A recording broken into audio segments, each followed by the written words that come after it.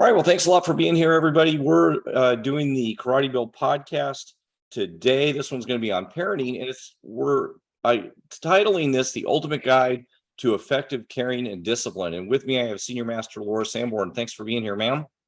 Hello, sir. And she's one of the experts at discipline in our martial arts school, but also at home with two kids that she's brought up to be amazing individuals. One with a master's degree, another one that's sergeant now, right? Yes, sir. In the Air Force, and having a great career there.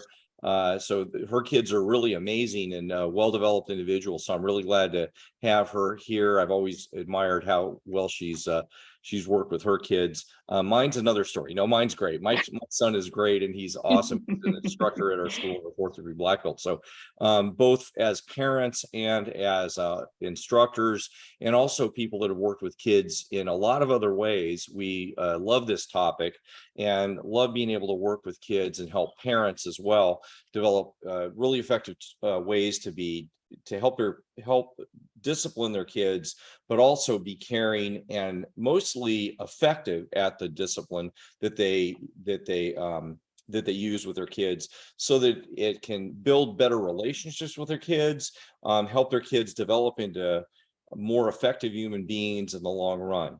If you don't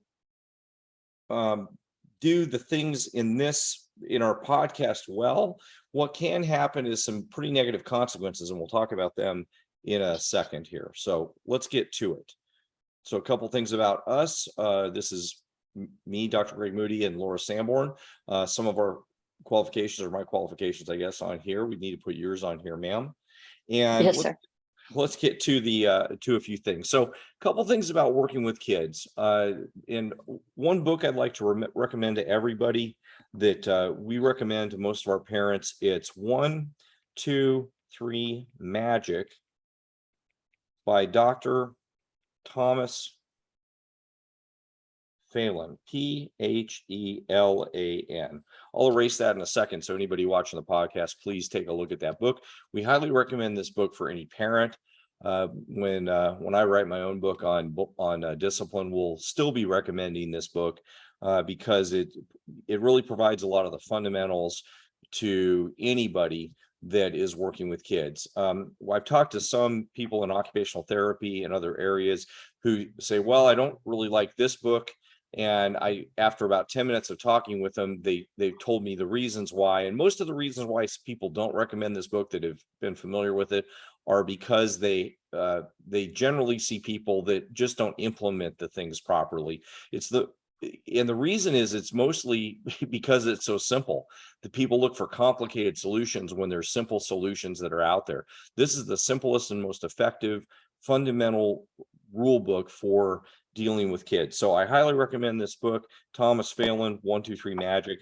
There's a version for teenagers. There's also a version, if anybody's watching here that's an educator, there's a version for educators that I highly recommend as well. So I think everybody should be looking at this book. Anybody that works with kids, 1, 2, 3 Magic from Thomas Phelan. So let's talk about a couple things that we need to think about with dealing with kids. So 2 big rules. Rule number 1 is called the little adult assumption. I freely admit I stole that from Dr. Phelan. The little adult assumption is something that parents make this error all the time.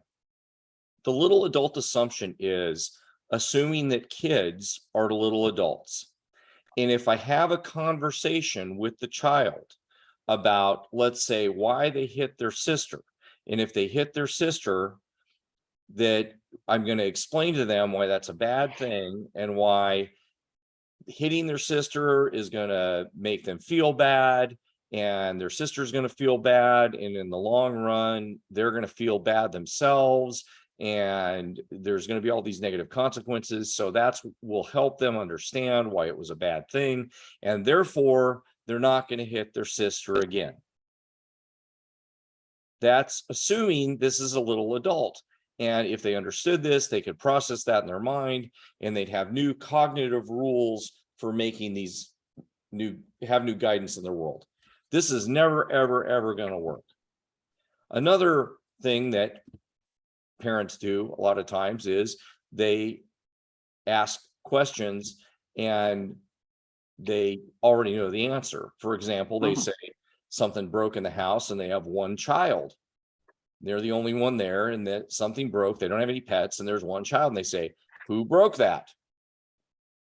They assume that these are little adults and they're going to tell the truth. Now, not that all adults tell the truth, but these are not little adults, they're children. So what we're doing then is we're asking a question that really can only have one answer from the child, and that's to lie. The child's going to lie because it's the only possible answer to the question that would get them out of trouble and not keep them in trouble. So we're not only making an assumption that they're an adult, that they would have the wherewithal to take the penalty that would come with breaking whatever happened, whatever they broke at home, but also that they would understand the long-term consequences of lying. So kids don't understand that. By the way, that last example is also teaching them to lie. You're teaching them to lie when you ask stupid questions like, who broke the thing, when you already know who broke the thing, and you're asking them to answer a question that really only has one answer. So little adult assumption, and Phelan does a great job of explaining this in a lot of other ways, but is assuming your kids are an adult. So therefore, if you sat down and talked to them about whatever the behavior is you want to stop, that they're going to understand it in a full, rich way. No, we just need to stop the behavior. Now, how we do that's really important, and we're going to talk about that in a second. The second thing is use less talking and less emotion. Now, I have another rule that goes along with this, but so let's say your child broke something, and you knew that they broke something. They knew they broke something, because you don't need to have a conversation about it, because they're the only one in the house. You don't have pets, and nobody else is there. So they broke something, and you go, well, okay, there's some consequence about it. Maybe they're in timeout. We'll talk about what consequences you should have later. Maybe something happens. Maybe they need to just fix it or clean it up. Less talking, less emotion is the most effective way to do it. So, oh, it broke. Clean it up. That would be the most effective way to deal with your kid. But instead, what happens is a parent might be very upset, and you might go, what happened? I can't believe you did this. I can't believe you were so careless to break the lamp. And start putting a lot of emotion in this. Or, as we're going to talk about some other examples later, you're going to see some, but they put a lot of emotion. Parents put a lot of emotion in places where it may not be effective. So we're going to see how less talking and less emotion is more effective. The more talking you provide to your kid, especially the younger kids, the more confused they're going to be. Now, a rule that we use in training instructors and teachers is the emotion you show is the emotion they need, not the emotion you feel. Sorry if that went off the box there. So the emotion that you show should be the emotion they need, not the emotion you feel. That's our rule internally. In other words, your kid's going to do something sometimes that might be really hilarious. For example, they may trip and fall and land on the ground, and they may not get hurt. Let's say nobody's hurt, and it's really hilarious. But you really don't want them doing that over and over again. You may not want them falling all the time and, being goofy like that. If you laugh, and, even though it's hilarious, if you laugh, what's going to happen? It's going to get reinforced, and they're going to continue doing it. So the emotion you show needs to then be, get up, just a neutral emotion, maybe a little bit, that wasn't a good idea, even though that was really hilarious. Master Sanborn, do you have any examples on that? I put The you on falling down spot. one happens most often in karate, where a new kid gets in class, throws himself on the floor, all the other kids laugh. So he does it again. And then the next kid does it. And then the next kid does it because they found somebody laughed. And if everybody's laughing, it must be fun, as well as the reinforcement of everybody now likes me because I fell and it was funny. So the falling one is actually the most common one with the really younger kids, because once one throws himself on the floor and falls, everybody wants to do it. So if we allow that to happen over and over again, and then the instructor starts to laugh because it really does look funny when they try to kick and fall on the floor, it just goes out. So we're just like, hey, we don't fall down in karate. Stand up and keep going. Yeah, and sometimes you'll see parents laughing too. And then a child sees their own parent laugh, and you don't realize as a parent that when you laugh at something like that, you're reinforcing poor behavior. Now, it doesn't mean that it's not actually hilarious. It can look pretty hilarious. We understand that. That doesn't mean it's what we're trying to reinforce and help your child in help, in an area we're trying to help your child grow. We're trying to help your child grow. So we need to make sure we're focused on the emotion that your child needs. Now, none of this is to say that you shouldn't have emotions. We want everybody to have emotions and be authentic about their emotions.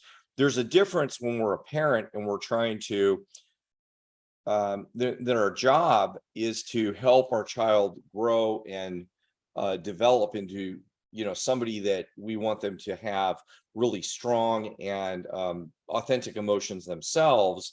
They can get confused by the emotions that we express. So that's a great example, Master Sanborn, where we might see a parent laugh. Kid even hears out of the, even if it's just a small noise, they can tell what their parents' laugh sounds like. Kid hears their parent laugh, and even if we tell the kid, no, get up, then the kid will continue doing it because they've heard this and gotten reinforced by their parent. So it's very, very important we understand that.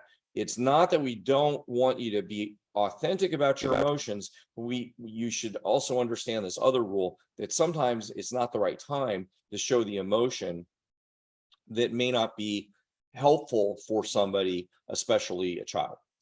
Another point on that is what Master Sanborn just said. If somebody does something like that, a kid is falling down, even though it's funny, and even though we're not really mad about it, but somebody could on the other side get mad about that. One of our instructors could get mad about the kid falling down. We're also not going to yell at them. We're going to say, get up, get up. And the most we might say is to the rest of the kids that are laughing, say, we don't laugh at things that are not correct. We laugh at things if we say good things about people doing stuff correctly, or we say things we don't think things are funny if they're not, when they're done wrong. Something like that is what we'd say. I don't think something's funny if it's wrong. That might be something that we'd say if somebody's falling down or doing something incorrectly. I don't think that's funny because it wasn't done right. I'm not using a lot of talk. I'm not using a lot of emotion. I'm just moving forward with letting them know that we would expect them to do it correctly. Nobody's in trouble. Nobody's mad, even though the child that's fallen down may know, oh, I wasn't supposed to do that. So 2 big rules. Little adult assumption. That's a big error parents make. I think that if I talk to the kid, have you talked to them and made sure they understand that hitting their sister was a bad idea, hitting their brother was a bad idea? They already knew that hitting their brother was a bad idea. They weren't supposed to do that. Now, it might have been a good idea in their mind because they may have wanted to hit their brother or sister. And you telling them it wasn't a good idea, they weren't supposed to do that, probably isn't news to them. I doubt many brothers or sisters that hit their sisters or brothers knew that they were supposed to do that or thought that was, acceptable behavior. Okay. I don't think that's any news to them. They knew they weren't supposed to break the lamp. They knew they weren't supposed to steal the cookie. They knew all those things. Kids know all those things. This doesn't mean kids aren't smart. They know they're not supposed to do things, but little adult assumption means don't have conversations with kids about stuff they already know. Don't have conversations with them that's trying to motivate them with lots of cognitive discussion to try to get them to change behavior. We have to use other tools to get them to change behavior, which we're going to talk about. The second is less talk and less emotion. Now let's talk about how to do the less talk and less emotion. Really good psychologist that I recommend, somebody named Gabor. He's from Hungary. He lives in Canada now, Gabor Mate. And I'll leave that up for a second so people could look him up. Does a lot of work with trauma and human development, and he even does some work with addiction. So you'll see a lot of different stuff on him. Lately, he's written some books on how this relates to parenting and different work. But one of the things that we can talk about related to him is two big pieces for parents to think about. One is attachment.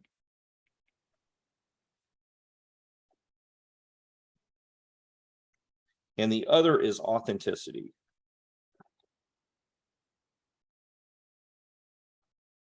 Make sure I spell all those right. So attachment and authenticity. So attachment means that when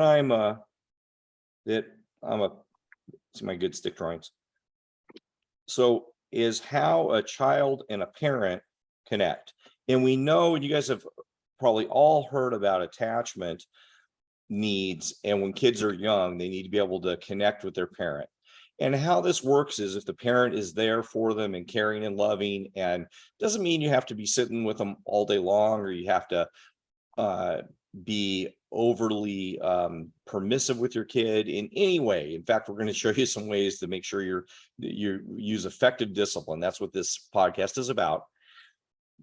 But developing strong attachment with your kid means, a short version would be that your kid knows that when they need you, that you're there for them, that when they need you, that they can rely on you, that you're reliable. So this is about reliability. So you're reliable. Authenticity is the kid feeling like they're independent from the parent, that they're who they are, that they develop their own sense of self independently. And we know, like, about 3 years old and up, they start realizing they're separate from the parent, that you look at developmental psychology to understand some of this, that they start developing a sense of self separate from the parent. So these two needs are really important as humans. You need to have attachment, because like when you're an infant, humans are the most needy animals of all. I mean, some mammals, parents give birth to them and they go run off into the forest and start getting their own food. Infants have to be attached to parents literally for most of their early life, and then they need parents to even survive, or otherwise they'll die. Authenticity is necessary because at some point they need to break that attachment and turn into something that they can independently survive. Otherwise, you have your 40-year-old living at home in the basement, which nobody wants that, right? So this is independence. So we need those two things, reliability, but then we need to help them develop independence. So how do we get those two things? They seem like counterproductive. And in fact, what happens is, use a couple examples. If you have really good attachment and a child wants to start developing authenticity, they can learn they can learn both of these things poorly. For example, let's just talk about attachment. If the parent is unreliable, maybe they've got their own issues, maybe they're gone a lot, maybe and this is probably nobody that's listened to our podcast probably, but maybe a parent has drug problems. Well, then the kid's not going to have a very reliable parent, right? So they're going to feel very insecure and anxious. And there's a couple kinds of attachment issues. One is anxious. Another type of attachment issue that can come up is avoidant. A child can decide, well, if a parent is gone, I'm just going to build my own shell around myself so that I don't need to have any parent around. And we've got a podcast just on attachment theory that you guys can listen to. So that goes into this in more detail. So these are different types of attachment issues. But let's say I really, really need attachment because I need that for survival. And I'm almost always going to pick as a kid attachment over authenticity, over being independent. What's a good example of this? Well, let's say I'm a kid and I want to get a cookie and I didn't get permission for the cookie. I just decided there's cookies there. I want to get a cookie. And I go get the cookie and my parent says, rightfully so, hey, you can't get a cookie. What the hell? And gets mad. Well, the kid can take this because they're a kid. They don't have a lot of skills for understanding why they shouldn't get a cookie. And rightfully so, the parents should tell them not to get a cookie. That's good. The parents shouldn't be letting them get cookies whenever they want. But the kid's interpretation can be, well, I wanted a cookie. That's what I wanted. But now I'm getting, depending on how loud the parent was, remember, less talk, less emotion, but they used a lot of talk and a lot of emotion.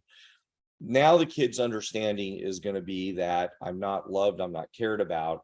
And the way that they were treated was making them feel like they were at risk of not being connected to the parent. They were at risk of detaching from the parent. And if that happens in a lot of different areas, if that happens a lot in a lot of different ways, even well-meaning parents and even parents in what we call really normal households, you're going to have a risk of loss of authenticity. And this happens a lot. We see this when you measure at-risk kids or also later in life, people in prison populations, very high issues with authenticity. So if you have to risk authenticity, being yourself over attachment, making sure you're safe and your parents going to take care of you, which one are you going to pick? You're always going to pick attachment. You're always going to pick your parents over taking care of yourself.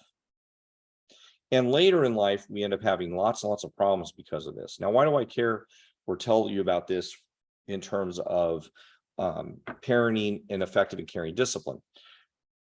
It's important because the messages and how we're describing how to manage behaviors with your kid are going to sound a lot like some parenting advice that is going to look very similar to what we're describing. It looks a lot more like, let me give you an example. Some people will tell you if your kid's upset, put them in a corner and let them stay there until they go back to normal.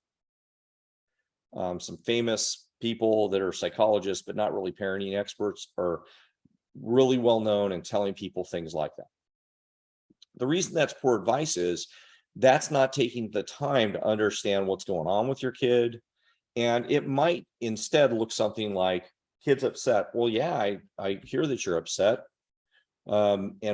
Just taking a little bit of a moment to understand, they still may need to go into their room. They still may need a timeout. That's still what we're going to suggest if they're causing a problem in the household. However, understanding what is going on so that we can identify what the issue is still part of the conversation. It's not treating them not like an adult. It might just be going, yeah, I understand that you're upset. It sounds like that was really tough. It sounds like, I know you really wanted a cookie. That doesn't mean we're giving them a cookie. It's like, I know you really wanted a cookie. I get it. I know it sucks when you don't get a cookie, depending on whether you say sucks in your household or not. But I know it's a pain when you don't get a cookie. When I was your age, I really wanted a cookie too. So that's a complete different thing. And if the kid escalates, then yeah, if you keep escalating, then unfortunately you got to go in your room. You're going to be gone. And then you follow up, and we're going to teach you the 1, 2, 3 system in a second of how you would turn it into a consequence.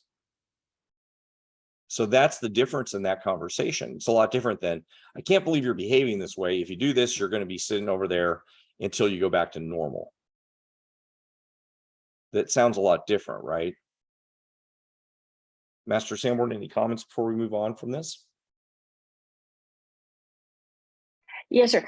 We see a lot of the results of this where kids cling to parents, just like won't even let go. They come behind it, they stay behind the parent. They're afraid the parent's going to move away from them just too far. They can't get out on the floor and take a class even without turning around and looking where their parent is and looking for that parent's approval. They hit that clinginess that makes it hard for a kid to move on to anything else. And they're never sure, if the parent walks around the corner, the kid freaks and can't continue with anything else because they're so afraid that meant, oh, they don't love me, they're not here. They aren't looking at me the whole time. And so that even that little bit of distance of I can't see them for a minute makes it really hard for the kid to continue on with anything. Yeah. And sometimes that could be reinforcing to the parent. My child really loves me. My child really wants to be with me. Isn't that great that they want to, hold me close and be part of, be with me? And what we've got to realize, parents, is that's counterproductive to your kids building their own authenticity and their own future development. They're getting behind in their own independence and authenticity at this young age. So where are they going to be when they're 10, 11, 12? What are they going to be when they're an adult?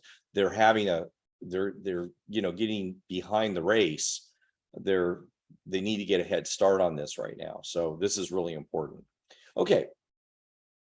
So that's a little bit of a side on the two big rules. Remember, little adult assumption and less talk, less emotion. Less talk, less emotion will help you with this authenticity piece a lot. Less talk, less emotion, just stay real calm, use the emotions that they need, not the emotions that you feel. The emotions you feel, you can talk to your spouse about it later, talk to your buddy about it later, but the emotions that they need are what you give them at that moment based on what's going on. Okay, now, and we could have a parent say to us, well, yeah, but if I'm authentically me, I'm really mad at my kid. That's true. I get it. And you're also authentically you, I would argue, in that you want to be a really good parent as well. And being a good parent means that you're going to give them the emotions that they need right then.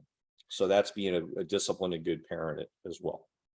So another comment on that, sir, with the authenticity as a parent, because you take a second to breathe and go to the emotion that's needed in the situation, you're not denying that you're mad. You're not saying, I'm not mad about that. You're just not making it a big blow up scene that goes on and on and on. You're just calming it down. Your emotion is, I'm mad. And that's what you say, which teaches your child to be able to say back, I'm mad too. So everybody's being authentic about what they feel. It's just not a big blow up scene that goes on and everybody gets nothing out of it. That's a fantastic point, Master Sanborn. I think that's a really insightful thing to say, because what kids will learn then, if you don't do that, is when something happens, the next person escalates what they said and the emotional level. So then the game is to escalate something else in emotional level. And pretty soon, some people on this podcast can hear themselves in a conversation with somebody where you don't even know what was said, but you can tell the emotional level went up.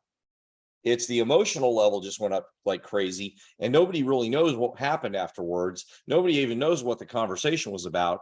It was just this emotional level. And I'm talking about adults now, and that's what they're learning at a young age. Now, also, imagine the kid processing that emotion. As an adult, you're much more able to handle escalating emotion than a child. And when the emotion escalates, the child's going to hear, I'm not loved, I'm not worthy, I'm not safe. That's the message that they hear. And then we end up having a lot of consequences of that later in life. The kids are very resilient, but we also should be sensitive to the messages that we give them. Okay, last thing we're going to do, and then for part 2, we're going to go on to a little bit more of this. So the remaining part of this is the first stage of effective discipline, and this is the ultimate guide. So we'll have to fix that on stage on our. It should say the ultimate guide. We made a typo error down there. So the this is the ultimate guide and the ultimate age guide. Maybe that's a word the it has some other meaning. That's because you used 1, 2, 3 magic. So now you're Yeah, age with that. yeah, that is exactly right. So but step one, or the next step, but this is really step one to stopping behaviors or managing behaviors, is define the behaviors. And if I was an educator in a first grade classroom, there's a great book by a gentleman named Harry Wong, Harry,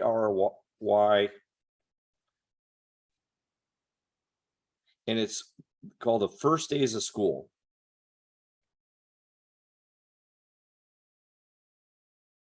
And this is, even just the title of this book is a good idea for anybody in any kind of organization or your own household. Defining what behaviors a kid gets in their first day of first grade or first day of third grade, whichever day it is going to define the rest of the experience. And the same in your house. What behaviors do you guys have in your house that are well defined? And this, if you have two parents in the house, then they should have exactly the same expectations for the kids. We see a lot of times where one parent has an expectation, the other parent has an expectation, and then there's a little bit of chaos. So making sure the behaviors are defined. Now, this doesn't mean you have to have a written document. That'd be okay if you did. A job chart is one behavior defined for a kid. Some sort of reminder or some sort of way for a child to know exactly what the behaviors are, but define all the behaviors. In our martial arts school, we have behaviors for kids or the students. We have behaviors for the parents. We expect the parents to do certain things. You have to bow on the way in. You have to sit quietly if during class or take class. We have behaviors for the instructors. They have a dress code. They have all kinds of things they have to do. We have behaviors for who am I missing? Who am I missing there? That's probably it. So behavior for all of these different people that are in the environment. In your house, there should be behaviors for these groups, right? Your kids and for you guys as parents. What are the behaviors that are defined? If they're not well defined and people don't know, then you can't do the next part. So we're running out of time right now. So we're going to do this in part 2 and then have very specific rules. You're going to be really excited about this, and we're going to teach you exactly what to do when any kind of behavior happens that is not okay, that's not one of your defined behaviors. And we're going to help you fix it and give you some magic about this so it's going to work, that's going to work really well. Master Sanborn, anything to do you want to say to wrap up? No, sir. I'm ready for the next part. All right, I'm looking forward to part 2, and we'll see you next time. Thank you, sir.